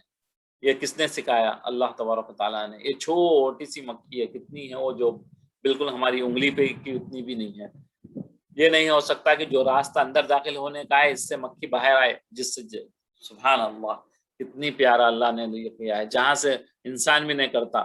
یہ جو ہے جس راستے سے ان کرنے کا راستہ ہے، دروازہ ہے، اسی سے وہ جاتے ہیں، جو آؤٹ ہونے کا راستہ ہے اسی سے آؤٹ ہوتے ہیں۔ وہاں پہ جو ہے سیکورٹی گارڈ بھی کھڑا ہوا رہتا ہے، مکھیوں کی طرح ایک سیکورٹی گارڈ ہوتا ہے جو دروازے پر کھڑا ہوتا ہے، جو انٹر ہونے کی جگہ پہ کھڑا ہوا رہتا ہے، وہ جو ہے اس کو چیک بھی کرتا ہے۔ سبحان اللہ، اللہ اکبر۔ وہ دوسرے جو مکھیاں آتے ہیں ان کو سونگتا ہے، سونگ کے اندر جانے کی اجازت دیتا ہے۔ اگر کسی کے پاس گندگی ہو، گندی چیز لے کے آئی ہے، گندی بو آ رہی ہے، تو پھر اس کو مکھی کیا کرتی؟ اس کو جو ہے مار کر نکال دیتی ہے، اندر آنے نہیں دیتی۔ کیونکہ وہ کارخانہ جو چل رہا ہے، وہ جو فیکٹری جو چل رہی ہے، وہ خراب نہ ہو جائے شہد کی، تو ان کو مار کے انہیں بھگا دیا جاتا ہے۔ یہ سب اللہ تبارک و تعالیٰ نے ان کو سکھایا ہے۔ یہ پورا شہد کی خصوصیات کیا ہے، اس کی پراپرٹیز کیا ہے؟ شہد کا رنگ مختلف ہوتا ہے، سفید جیسے ریڈش اور جو ہے یلوئش۔ کہتے ہیں کہ رنگوں کا اختلاف موسم کی وجہ سے ہے، غذا اور مکھی کی عمر کے اختلاف سے۔ مکھی کی بھی ایجز کی وجہ سے وہ ڈفرینٹ ٹائپ آف کلرز ہوتے ہیں۔ لکھا ہے کہ نوجوان اگر سے ینگ مکھی ہے تو اس کا شہد سفید ہوتا ہے، وائٹ ہوتا ہے، اور اگر سے وہ بالکل جوان ہے، ینگ ہے بالکل، تو وہ بالکل یعنی کہ مطلب شروع کی جوان ہے تو الگ ہے، تھوڑا آگے بڑی ہو گئی تو اس کے لیے الگ ہے، اس کا رنگ جو ہے نا کیسا ہوتا ہے، زرد ایلوئش ہوتا ہے، اور جو بوڑھی مکھی ہوتی ہے تو اس کا رنگ ریڈش ہوتا ہے۔ پھر بہت سی بیماریوں میں شہد خالص یا کسی دوسری دوا میں شامل کر کے دیا جاتا ہے، جو اللہ کی طرف سے جو ہے نا مریضوں کو اللہ تبارک تعالیٰ اس کی وجہ سے شفا دے دیتے ہیں۔ حدیث صحیح میں ہے کہ ایک شخص کو دست آ رہے تھے، یہ کافی مشہور حدیث ہے، کسی کو دست آ رہے تھے کہ ان کے بھائی کیا کریں، نبی کریم صلی اللہ علیہ وسلم کے پاس حاضر ہوئے اور نبی کریم صلی اللہ علیہ وسلم سے پوچھا کہ میرے بھائی کی طبیعت خراب ہے، ایسا وہ دست ان کو جو ہے موشنس آ رہے ہیں تو اس کو کیا کروں، تو نبی کریم صلی اللہ علیہ وسلم نے فرمایا کہ انہیں شہد پلائیں۔ شہد پینے کے بعد جو ہے اور زیادہ بڑھ گئے ان کے پلانے کے بعد، انہوں نے پھر حاضر ہو کر عرض کیا کہ حضرت دست زیادہ آنے لگے، موشنز جو ہے نا میں شہد آپ کے کہنے پہ دیا تو اب تو موشنز اور بڑھ گئے، تو آپ صلی اللہ علیہ وسلم نے فرمایا صدق اللہ وقذب بطن اخیک، فرمایا کہ اللہ سچا ہے اور تیرے بھائی کا پیٹ جھوٹا ہے، پھر شہد پلاؤ۔ پھر بولے کہ پھر دوبارہ جاؤ اسے شہد پلاؤ، کیونکہ اللہ کا فیصلہ جو ہے سچا ہے، اللہ جو فرمایا وہ سچ ہے، تیرا بھائی کا پیٹ جھوٹا ہے کیونکہ وہ قبول نہیں کر کے اسے جو ہے پھر دست آ رہے ہیں۔ تو دوبارہ جب پلائے تو وہی کیفیت تھی، آپ نے پھر وہی فرمایا، آخر تیسری مرتبہ پلانے سے دست بند ہو گئے اور طبیعت صاف ہو گئی، اس کو جو ہے تیسری دفعہ پلانے کی وجہ سے اس کے دست ختم ہو گئے اور وہ ٹھیک ہو گیا وہ صاحب جو تھے۔ شہد کے اس میں جو ہے نا ڈفرینٹ ٹائپ آف اس کے بینیفٹس ہیں۔ ایک یہ ہے کہ عنایت سے معلوم ہوا کہ عقل و شعور انسانوں کے علاوہ دوسرے جانداروں میں بھی اللہ تبارک تعالیٰ نے سوچنے کی صلاحیت دی ہے، سمجھنے کی صلاحیت دی ہے، جو اللہ کا حکم ہے اس پہ چلنے کی ان کو جو ہے نا اللہ تعالیٰ نے ہدایت دی ہے، اس پہ وہ چلتے ہیں۔ ان چیزوں سے ہم کو ملا۔ شہد کی مکھی کی خصوصیت یہ بھی ہے کہ اس کی فضیلت میں حدیث وارد ہوئی، مکھی کے لیے نبی کریم صلی اللہ علیہ وسلم کی ایک حدیث ہے فضیلت کے بارے میں، نبی کریم صلی اللہ علیہ وسلم نے فرمایا کہ دوسرے اذا رساں جانداروں کی طرح مکھیوں کی بھی تمام قسمیں جتنے مکھیاں ہیں ساری مکھیاں جہنم میں جائیں گی، جو وہاں جہنمیوں پر بطور عذاب مسلط کر دی جائیں گی۔ جتنے دوسرے مکھیاں ہیں وہ سب کو جو ہے اللہ تعالیٰ جہنم میں بھیجے گا تاکہ لوگوں کو وہاں پہ جو جہنمیاں ہیں ان کو اس سے عذاب دے۔ اور جو ہے کیا ہے، اور شہد کی مکھی کو کیا ہے اللہ تعالیٰ جہنم میں نہیں بھیجے گا۔ نہیں، ایک دوسری حدیث میں ہے کہ اس کو ماننے سے نبی صلی اللہ علیہ وسلم نے منع فرمایا ہے۔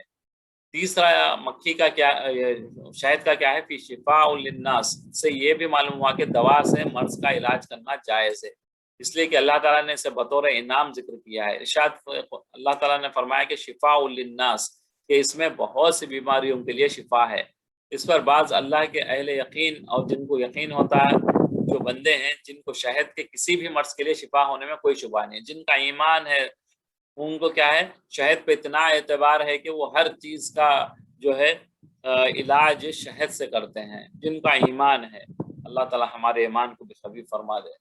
تو ان کو اپنے رب کے قول سے اس پر جو ہے نا ہوتا ہے، تو وہ پھوڑے اور آنکھ کا علاج بھی شہد سے کرتے ہیں، اور جسم کے دوسرے امراض جو بھی بیماریاں اس کو بھی کرتے ہیں۔ حضرت ابن عمر کے متعلق روایت میں ہے کہ ان کے بدن پر اگر پھوڑا پھنسی بھی نکل آتا تو اس پر شہد کا لیپ لگا لیتے تھے۔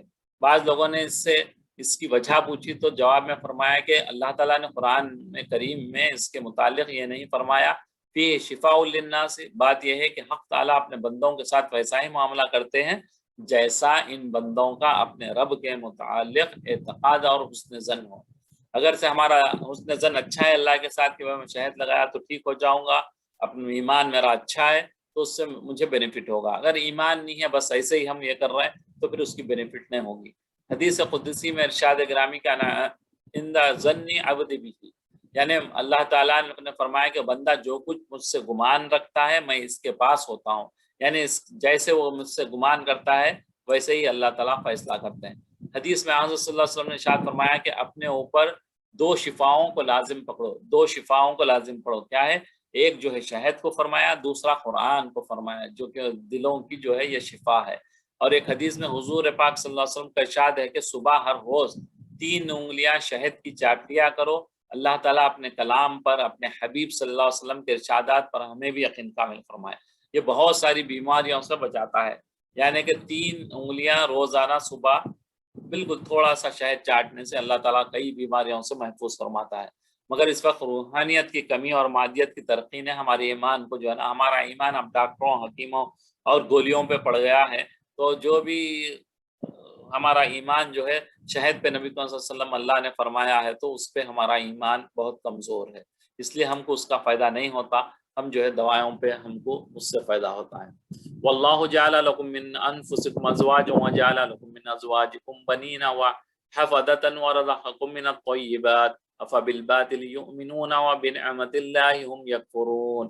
اور اللہ ہی نے تم میں سے تمہارے لیے عورتیں پیدا کی اور عورتوں سے تمہارے بیٹے اور پوتے پیدا کیے اور کھانے کو تمہیں پاکیزہ چیزیں دی، تو کیا بے اصل چیزوں پر اعتقاد رکھتے ہو اور اللہ کی نعمتوں سے انکار کرتے ہو؟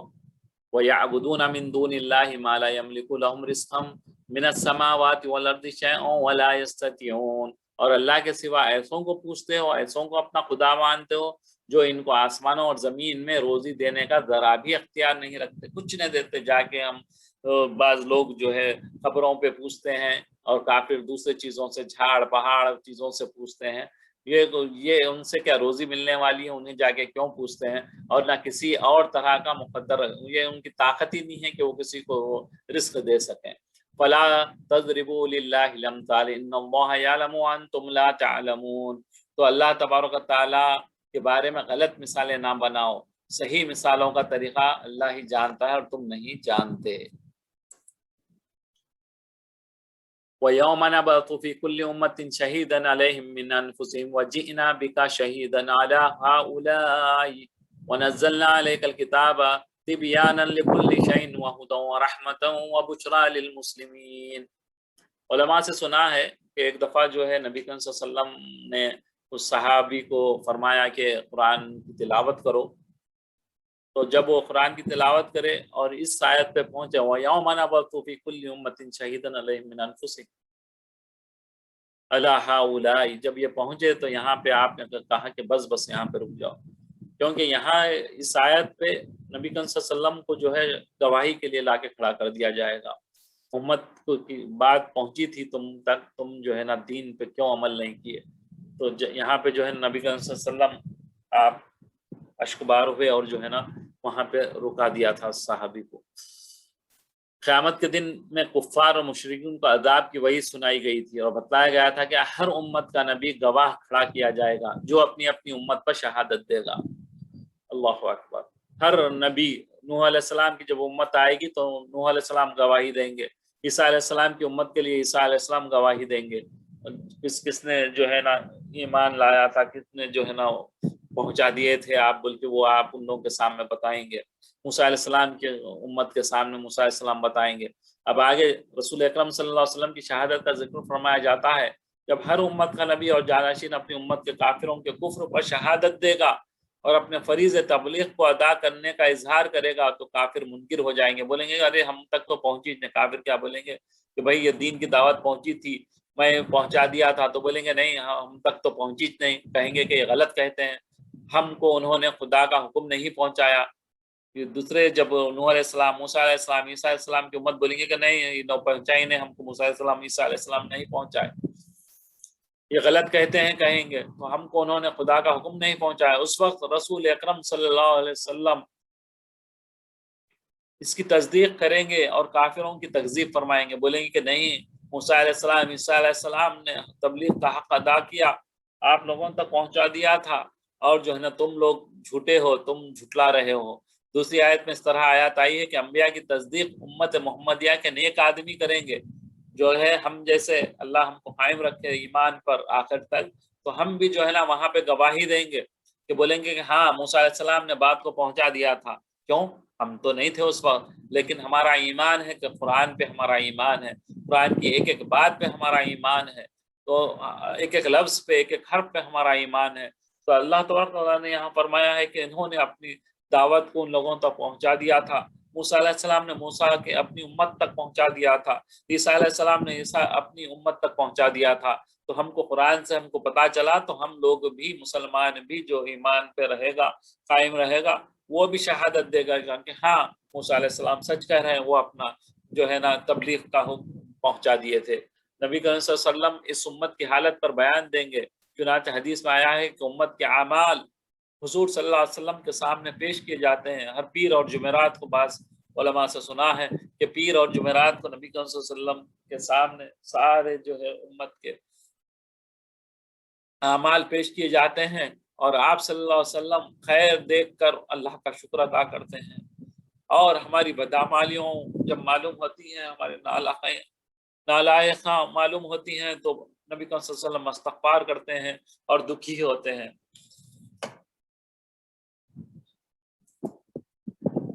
ان اللہ یامر بالعدل والاحسان وایتاء ذی القربى وینہی عن الفحشاء والمنکر والبغی یعظکم لعلکم تذکرون۔ یہ آیت ایسی ہے، اس میں بہت ساری چیزیں کمپریہنسو اس آیت ہے یہ، جیسے اپنے انڈیا وغیرہ میں جو ہے یہی آیات جمعہ کے دن پڑھی جاتی ہے آخر میں جب خطبے میں۔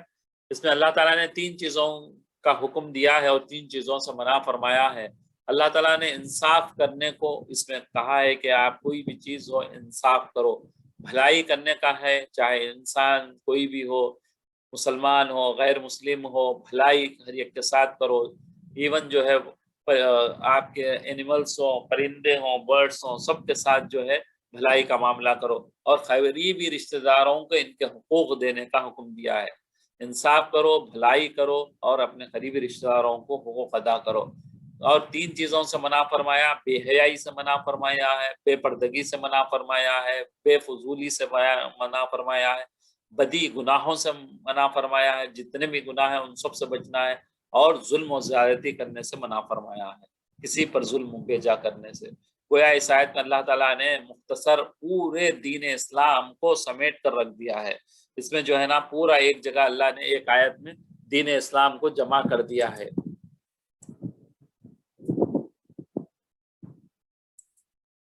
اور تینوں نہیں مکمل طور پر بچنے کی، تو اللہ تعالیٰ ہم سب کو جو ہے ان تینوں سے بچنے اور تینوں پر عمل کرنے کی توفیق نصیب فرمائے۔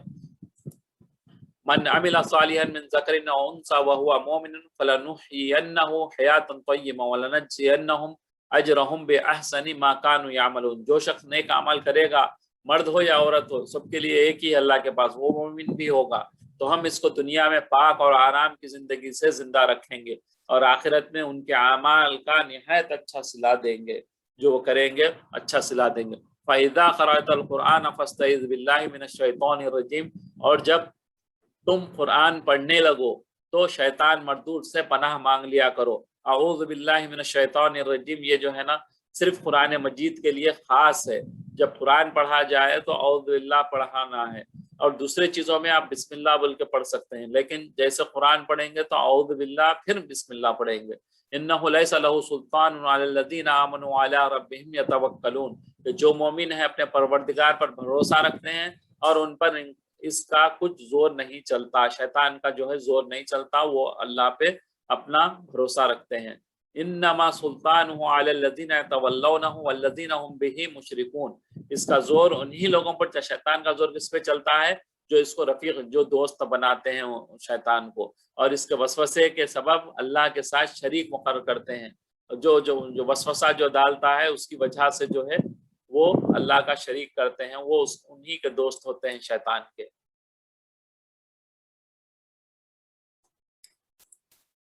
من کفر باللہ من بعد ایمانہ الا من اکرہ وقلبہ مطمئن بالایمان ولکن من شرح بالکفر صدرا فعلیہم غضب من اللہ ولہم عذاب عظیم۔ جو شخص ایمان لانے کے بعد اللہ کے ساتھ کفر کرے، وہ نہیں جو کفر پر زبردستی مجبور کیا جائے اور اس کا دل ایمان کے ساتھ مطمئن ہو۔ اگر زبردستی کسی کو کفر کرا رہے لیکن اس کا دل میں بعض تکالیف میں آج کی دنیا میں ہو رہا، اننیسیسری جو ہے یہ وہ چیزیں پڑھنے لگاتے، لیکن اس کا دل مطمئن ہے، وہ نہیں پڑھ رہا، دل زبان سے کہہ دے رہا، بلکہ وہ جو دل سے اور دل کھول کر کفر کرے تو ایسوں پر اللہ کا غضب ہے اور ان کو بڑا سخت عذاب ہے۔ جو مصلحتاً کبھی جو ہے نا خدا نہ خواستہ کوئی پریشانی آ جائے، سامنے دشمن آ جائے، اور جب اس وقت یہ کر رہا تو اس کے لیے یہ نہیں ہے کہ وہ ان کے سامنے کہہ دے رہا کچھ الفاظ ایسے جو کفر ہو، تو اس کو اللہ تعالیٰ معاف کر دے گا جب وہ دل سے نہیں کہے گا۔ تو ذالک بأنهم مستحب الحیات الدنیا علی الآخرۃ وان اللہ لا یہدی القوم الکافرین، یہ اس لیے ہے کہ انہوں نے دنیا کی زندگی کو آخرت کے مقابلے میں عزیز رکھا. وہ لوگ جو ہے نا دنیا کی زندگی کو آگے کیے اور آخرت کی زندگی کو بھلا بیٹھے, اور اس لیے اللہ کافر لوگوں کو ہدایت نہیں دیتا. اولئک الذین طبع اللہ علی قلوبہم وسمعہم وابصارہم واولئک هم الغافلون. یہی لوگ ہیں جن کے دلوں پر اور کانوں پر اور آنکھوں پر اللہ نے مہر لگا دی ہے, اور یہی غفلت میں پڑے ہوئے ہیں. لا جرم انہم فی الآخرۃ هم الخاسرون. کچھ شک نہیں کہ یہ آخرت میں خسارہ اٹھانے والے ہوں گے. یہ کیا ہے؟ خسارہ اٹھانے والے آخرت میں ہیں. مختلف صحابہ کی جو ہے تکالیفوں کے تعلق سے اس میں ٹائم تھوڑا ہے, پڑھ لوں, تھوڑا سا پڑھ لیتے ہیں انشاءاللہ. صحابہ اکرام جو ہے نا اپنی بہت ساری قربانیوں کے بعد یہ دین کو پہنچا ہے. اس زمین میں جو ہے تفسیر میں یہ لکھا ہے, حضرت خباب رضی اللہ تعالیٰ عنہ ان مبارک ہستیوں میں سے ہیں جنہوں نے شروع ہی میں اسلام قبول کیا تھا. یہ عورت کے غلام تھے. ان کو جو ہے ان کو معلوم ہوا کہ نبی کریم صلی اللہ علیہ وسلم سے ملتے ہیں, تو اس کی سزا میں لوہے کو گرم کر کے ان کے سر کو اس سے داغ دی تھی. وہ عورت کیا ہے, پتہ چلا کہ یہ ایمان لا لیے اور نبی کریم صلی اللہ علیہ وسلم ملتے ہیں تو لوہے کو گرم کر کے سر پہ جو ہے جلاتی تھی. لوہے کی ذرہ پہنا کر ان کو دھوپ میں ڈال دیا کرتی. اللہ اکبر. وہ لوہے کی جو ہوتی ہے جنگ میں جو پہنتے ہیں لوہے کا, اس کو پہنا کے کیسی گرمی یہاں پہ سعودی عرب میں ہوتی ہے. آدمی بندہ جو ہے پیر بھی نہیں رکھ سکتا بعض دفعہ, اتنی گرمی ہوتی. تو وہاں لوہے کا پہنا کے ان کو دھوپ میں لٹا دیتی تھی, جس سے گرمی اور تپش کی وجہ سے پسینوں پر پسینے بہتے تھے, اور بالکل سیدھا گرم ریت پر لٹایا جاتا تھا, جس کی وجہ سے کمر کا گوشت تک گل گیا تھا. اللہ اکبر. ایک مرتبہ آگ کے انگاروں پر ڈال کر گھسیٹا گیا اور آپ کی کمر کی چربی اور خون سے وہ آگ بجھی, مگر اس سب کے باوجود سختی سے دین اسلام پر جمے رہے. اللہ اکبر. اتنی تکلیفوں سے دین ہم تک پہنچا ہے. حضرت بلال حبشی رضی اللہ تعالیٰ عنہ جو مشہور صحابی ہیں اور جو نبی کریم صلی اللہ علیہ وسلم کے جو ہے مؤذن ہیں, جو مسجد نبوی میں اذان دیا کرتے تھے, شروع میں ایک کافر کے غلام تھے. اسلام لانے پر طرح طرح کی اذیتیں دیے جاتے, تکلیفیں دیے جاتے تھے. سخت گرمی میں دوپہر کے وقت تپتی ہوئی ریت پر سیدھا لٹا کر پتھر کی چٹان, ایک بڑی پتھر کی سل ان کے سینے پر رکھ دی جاتی تھی تاکہ وہ جو ہل نہ سکے, اور اسی حال میں مر جائیں, یا زندگی چاہیں تو اسلام سے ہٹ جائیں, مگر اس حالت میں بھی وہ احد احد کہا کرتے تھے, یعنی اللہ ایک ہے, اللہ ایک ہے. رات کو زنجیروں میں باندھ کر کوڑے مارتے, اور اگلے دن ان زخموں کو گرم زمین پر ڈال کر اور زیادہ زخم کیا جاتا, بے قرار ہو کر, تاکہ اسلام سے پلٹ جائیں, تڑپ یا پھر تڑپ تڑپ کے مر جائیں. مشرکین نے مکہ ان کے گلے میں رسی ڈال کر مکے کی دونوں پہاڑیوں کے درمیان کھینچ کھینچ کے پھرتے تھے, اور مطالبہ کرتے تھے کہ محمد صلی اللہ علیہ وسلم کا انکار کرو اور لات و عزا جو بت تھے ان کی پرستش اختیار کرو, مگر دنیا کا کوئی ظلم و ستم آپ کو اسلام اور دین حق سے ہٹنے کے لیے جو ہے نا وہ راضی نہیں تھے, نہیں ہٹا سکے انہیں. حضرت تمار رضی اللہ تعالیٰ عنہ اور ان کی والدہ یاسر کو اتنی ایذا دی گئی کہ حضرت یاسر اسی حالت میں وفات پا گئے. اتنی تکلیفیں دیں کہ وہ تکلیف برداشت نہیں کر کے انتقال ہو گئے, اور ان کی والدہ جو پہلی خاتون ہیں جو شہیدہ عورت ہیں جنہیں شہید کیا گیا, یہ اسلام کی سب سے پہلی خاتون ہے جن کا نام سمیہ ہے. وہ علماء سے واقعہ سنا ہے کہ ان کو جو ہے اتنی تکلیف سے مارا تھا وہ ابو جہل اور جو ہے مشرکین. ان کو ایک پیر پہ جو ہے ایک اونٹ کو باندھ دیا, دوسرے پیر کو دوسرے اونٹ کو باندھ دیا. اب دونوں اونٹوں کو جو ہے مختلف جو ڈفرینٹ ڈائریکشن میں جو ہے اس کو بھگانے لگا. جب ان کو بھگانے لگا, جب پھر بھی وہ یعنی کہ بیچ میں سے دو ٹکڑے نہیں ہوئی, تو ان کو کیا کرا, پیچھے برچا مارا بیچ میں, اور اس کے بعد جو ہے وہ انتقال ہوا. اتنی تکلیف کے باوجود بھی وہ جو ہے نا دین سے نہیں پھری تھی. اور یہاں پہ مختلف صحابہ کے ہیں, لیکن وقت کی کمی کی وجہ سے میں اس کو آگے بڑھ جاؤں. وَعَلَى الَّذِينَ هَادُوا حَرَّمْنَا مَا قَصَصْنَا عَلَيْكَ مِنْ قَبْلُ وَمَا ظَلَمْنَاهُمْ وَلَكِنْ كَانُوا أَنفُسَهُمْ يَظْلِمُونَ. اور چیزیں ہم تم سے پہلے بیان کر چکے ہیں, وہ ہم نے یہودیوں پر حرام کی تھی. بعض چیزیں یہودیوں کے لیے بعض چیزیں حرام تھی, اور ہم نے ان پر کچھ ظلم نہیں کیا, بلکہ وہی اپنے آپ پر ظلم کرتے تھے. ثم ان ربک للذین عملوا السوء بجہالۃ ثم تابوا من بعد ذلك واصلحوا ان ربک من بعدها لغفور رحیم۔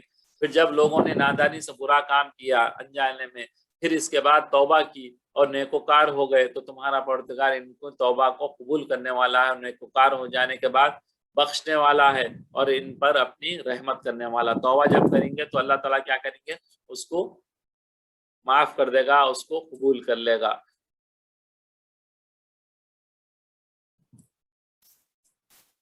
ان ابراہیم کان امۃ قانتا للہ حنیفا ولم یکن من المشرکین، بے شک ابراہیم علیہ السلام لوگوں کے امام اور اللہ کے فرما بردار تھے جو ایک طرف کے ہو رہے تھے اور مشرکین میں سے نہ تھے، اللہ والے تھے، وہ مشرک نہیں تھے۔ شاکرا لانعمہ اجتباہ وہداہ الی صراط مستقیم، اس کی نعمتوں کے شکر گزار تھے، اللہ کے نعمتوں کے، اللہ نے ان کو برگزیدہ نیک بنایا تھا، اللہ والا بنایا تھا اور اپنی سیدھی راہ پر چلایا تھا۔ وَآتَيْنَاهُ فِي الدُّنْيَا حَسَنَةً وَإِنَّهُ فِي الْآخِرَةِ لَمِنَ الصَّالِحِينَ، اور ہم نے ان کو دنیا میں بھی خوبی دی تھی اور وہ آخرت میں بھی نیک لوگوں میں ہوں گے۔ ثُمَّ أَوْحَيْنَا إِلَيْكَ أَنِ اتَّبِعْ مِلَّةَ إِبْرَاهِيمَ حَنِيفًا وَمَا كَانَ مِنَ الْمُشْرِكِينَ، پھر ہم نے تمہاری طرف وہی بھیجی کہ دین ابراہیم کی پیروی اختیار کرو جو ایک طرف کے ہو رہے تھے اور مشرکوں میں سے نہ تھے۔ انما جعل السبت على الذين اختلفوا فيه وان ربك لا يحكم بينهم يوم القيامه فيما كانوا فيه يختلفون، پھر ہفتے کا دن تو انہی لوگوں کے لیے مقرر کیا گیا تھا جنہوں نے اس میں اختلاف کیا تھا، ان لوگوں کے لیے جو ہے منع تھا، جیسے جمعہ ہمارا متبرک دن ہے، ان کے لیے ہفتے کے دن ہم پڑھ چکے ہیں وہ فش وغیرہ کو نہیں پکڑنا بول کے انہیں وہ تھی، اور تمہارا پروردگار قیامت کے دن ان میں ان باتوں کا فیصلہ کر دے گا جن میں وہ اختلاف کرتے تھے۔ حضرت ابراہیم علیہ السلام اسلام کے پیشوا ہیں، آپ علیہ السلام ہر طرف سے یکسو ہو کر ایک طرف ہو کر اللہ کی اطاعت اور فرمانبرداری اختیار کرتے تھے۔ اللہ تعالیٰ نے انہیں جو نعمتیں دی تھی ان پر اللہ کا شکر ادا کرتے تھے۔ دنیا میں نعمتیں یہ کہ اللہ تعالیٰ نے انہیں یہ بنایا تھا، پیغمبر بنایا تھا، دنیائی نعمتیں بھی عطا فرمائی تھی۔ امت کا ایک معنی یہ بھی ہے کہ حضرت ابراہیم علیہ السلام تنہا ایک فرد تھے، لیکن پوری امت قوم کے کمالات اور فضائل کے جامع ہیں۔ اللہ تعالیٰ آپ ابراہیم علیہ السلام کی نسل سے انبیاء علیہ السلام کو پیدا فرمایا، آپ علیہ السلام کے صاحبزاد اسحاق علیہ السلام تھے، اور دوسری اولاد میں تقریباً 4000 انبیاء علیہ السلام مبعوث ہوئے ہیں ابراہیم علیہ السلام کی نسل سے۔ دوسرے صاحبزاد حضرت اسماعیل علیہ السلام تھے، ان کی نسل سے نبی کریم صلی اللہ علیہ وسلم کو اللہ تعالیٰ نے پیدا فرمایا تھا۔ یہ جو ہے نا ابراہیم علیہ السلام کے خصوصیات ہیں۔ چلے آخری یہ سلائیڈ ہے انشاءاللہ، اس کے بعد ادعو الی سبیل ربک بالحکمۃ والموعظۃ الحسنہ وجادلہم باللتی ہی احسن ان ربک هو عالم بمن ضل عن سبیلہ وهو عالم بالمہتدین۔ اے پیغمبر، لوگوں کو دانش اور نیک نصیحت سے، اپنے پروردگار کی حکمت سے لوگوں کو جو ہے نصیحت کرو کر کے اللہ کی طرف بلاؤ، اور بہت ہی اچھے طریقے سے ان سے بات چیت کرو۔ جو اس کے راستے سے بھٹک گیا تمہارا پروردگار اسے بھی خوب جانتا ہے، جو ہٹا ہوا ہے اسے بھی اللہ جانتے ہیں، اور جو نیکوں کے راستے پر بھی اللہ تعالیٰ انہیں بھی خوب جانتے ہیں۔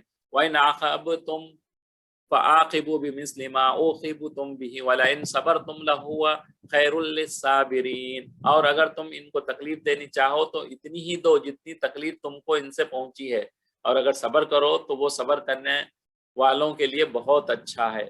وَاصْبِرْ وَمَا صَبْرُكَ إِلَّا بِاللَّهِ وَلَا تَحْزَنْ عَلَيْهِمْ وَلَا تَكُنْ فِي ضَيْقٍ مِّمَّا يَمْكُرُونَ، اور صبر ہی کرو، اور تمہارا صبر بھی اللہ ہی کی مدد سے ہے، اور ان کے بارے میں غم نہ کرو، اور جو یہ بد اندیشی برا کرتے ہیں اس سے تنگ دل نہ ہو۔ ان اللہ مع الذین اتقوا والذین هم محسنون، کچھ شک نہیں کہ جو پرہیزگار ہیں اور نیکوکار ہیں، اللہ ان کا مددگار ہے جو نیک کام کرتے ہیں۔ اس آیت میں اللہ پاک نے جو ہے دعوت کو کیسے دینا ہے وہ بتایا ہے۔ جب دعوت دینی ہو تو 3 طریقے استعمال کریں، دلائل کے ساتھ، پوائنٹس کے ساتھ، اس کے بات کریں، فضائل کریں، اس کے کیا اس سے بینیفٹس ہیں آپ کو، کیا اس پہ اللہ تعالیٰ اجر دینے والے ہیں، اس کی ترغیب دلائیں فضائل کی، اور جو ہے شبہات اگر ان کے کوئی جو ہے ڈاؤٹس ہیں تو اس کو ڈاؤٹس کو کلیئر کریں، اچھے انداز میں ڈاؤٹ کو کلیئر کریں، ان تینوں طریقوں میں اپنی زبان میں سمجھانے کے لیے دو جملے یہاں پہ فرما رہے مولانا کہ اس کے دو جملوں میں بات کرتا ہوں. امت کو ایمان و اعمال پر لانا ہے. امت کو کیا ہے؟ اس کا ایمان بتانا ہے کہ ایمان کیا ہے اور اعمال کیا کیا ہیں اس پہ لے کے آنا ہے، سب پہلا کام. دوسرا کام کیا ہے؟ امت کے ایمان و اعمال کو بچانا ہے. ایمان غلط طریقے کے جو ایمان ہیں لوگوں کے اس سے بچانا ہے، اور اعمال جو برے اعمال ہیں ان سے بچانا ہے. یہ دو چیزوں کا کام کرنا ہے. اس کے پازیٹیو اور نگیٹیو دونوں ہیں. تو انشاءاللہ جو ہے تھوڑا سا ٹائم زیادہ ہوگا. اب ہم اپنی کلاس کو یہیں ختم کرتے ہیں. سبحانک اللہم بحمدک نشہد ان لا الہ الا انت نستغفرک ونتوب الیک. اللہ تعالیٰ جو کچھ ہم نے سنا اس پر عمل کرنے کی توفیق نصیب فرما. آمین یا رب العالمین.